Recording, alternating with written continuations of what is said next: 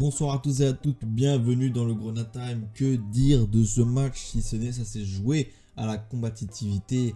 Le Portugal s'est imposé 2-1 dans les arrêts de jeu de ce match face à la République tchèque qui a bien défendu, qui a bien bloqué le match et on n'a pas réussi à trouver Ronaldo qui ne sait plus faire la différence de manière totalement individuelle. On voit ça en statistiques et en images après le générique. Centre en retrait et but. Pas peur, on dépasse. La frappe derrière, peut-être Thomas Müller. 70% de possession pour le Portugal, 18 tirs tentés, plus de 620 passes. L'homme du match à l'image de ce match, justement, c'est pas un buteur, mais c'est quelqu'un qui a eu de l'activité. Et Vitinha a eu une énorme activité, désigné homme du match avec à peu près plus de 11 km parcourus. Nous étions à Leipzig et deux formations qui s'affrontaient dans des systèmes identiques 3-5-2, 3-5-2. Pour le Portugal, Ronaldo il était un peu en pointe quand même, mais il y avait Léo qui l'accompagnait, des 5 enfin, en tout cas, deux pistons, Cancelo et Semedo qui étaient très actifs.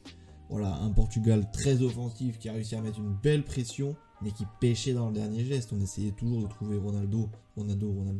Mais soit les passes de Léo étaient imprécises à ras de terre, soit les centres arrivaient, mais il y avait toujours un défenseur tchèque qui était là pour contrer justement. Les grosses têtes tchèques, c'est les joueurs de West Ham. C'est Thomas Souček, c'est Koufal, mais on a aussi Patrick Schick qu'on n'a pas vu du coup parce qu'on a vu surtout ces milieux là défendre parce que là si vous voyez un 3-5-2 on voit plutôt un 5-3-2 parce que les pistons étaient assez faisaient bien les courses pour monter les ballons, mais étaient surtout en défense pour aider les copains à défendre. À la mi-temps, je vais vous dire les statistiques parce qu'elles sont très éloquentes, mais surtout parce qu'il s'est trop rien passé. Enfin, il n'y a pas eu une action qui est retenue comme ça. Il y a eu juste des têtes de Ronaldo qui ont été cadrées. Justement, en termes de tirs, le Portugal est à 9 tirs tentés, 3 cadrés uniquement. Et pour la République tchèque, c'est 1 tir tenté et 0 cadré. Au niveau de la possession, on est à 75% pour le Portugal contre 25% contre la République tchèque et 60% de duels gagnés pour le Portugal qui a tout pour y arriver mais qui n'y arrive pas. Et ils sont punis à la 61e minute parce que les Tchèques les Tchèques qui doivent certainement se dire putain, faut qu'on accélère maintenant sinon on aura plus de jus, on va passer tout notre jus à défendre. Et bah ils remontent, Sofiane Koufal remonte le ballon et après la décale, entrée de surface pour Provod qui enchaîne comme Sancho. Pour ceux qui ont vu le but du Roumain Sancho, c'est pareil sauf qu'elle est un peu moins haute quand elle arrive dans le but. Premier tir cadré, à ce moment là ils ont seulement fait 3 tirs tentés et 1 cadré de la République tchèque. On se dit qu'ils vont faire le hold-up et c'est marrant d'ailleurs, ça prouve qu'ils avaient vraiment plus trop de jus parce que Provod célèbre entre guillemets en s'étirant.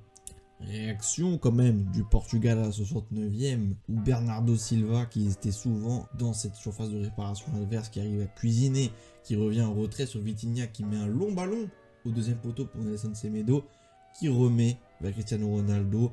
Le gardien l'arrête mais quand il l'arrête ça rebondit sur une jambe d'un défenseur tchèque, Ranaš, qui marque contre son camp 1-1. Les Portugais reprennent de la confiance mais n'y arrivent pas. Jusqu'à la 87e minute, à peu près le même schéma.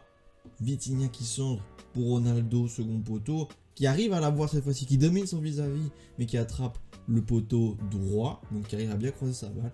Et Diogo Jota qui suit 2-1 à ce moment-là. Tout le monde croit que le but est rentré, mais Cristiano Ronaldo est hors jeu de 20 cm. Peut-être débat, mais non. Si on accepte la règle pour tous, on accepte la règle pour tous. Et il y a hors-jeu, c'est comme ça.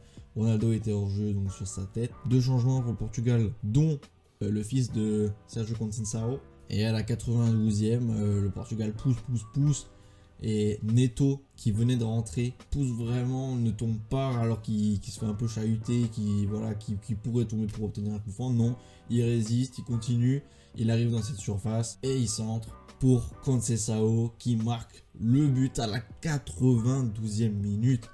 C'est mérité plutôt pour le Portugal. Match un peu ennuyant pour une fois. Une équipe a réussi à bien museler. Enfin en tout cas, la tactique était trop centrée sur on fait passer les trucs par Ronaldo. Et Leao, comme à l'image d'un Mikotadze par rapport à Kvaratskhelia, n'a pas pris ce deuxième rôle de je vais endosser le rôle du buteur. Ils n'ont pas réussi et ils ont essayé de retrouver Ronaldo soit en relayeur de la tête, ça marchait pas, et en buteur ça n'a pas marché non plus. Attention le Portugal, là vous gagnez de la confiance, ça se voit, vous criez beaucoup et tout, mais voilà, défensivement c'est solide, attention quand même à pas s'endormir, là vous étiez endormi, vous êtes fait réveiller.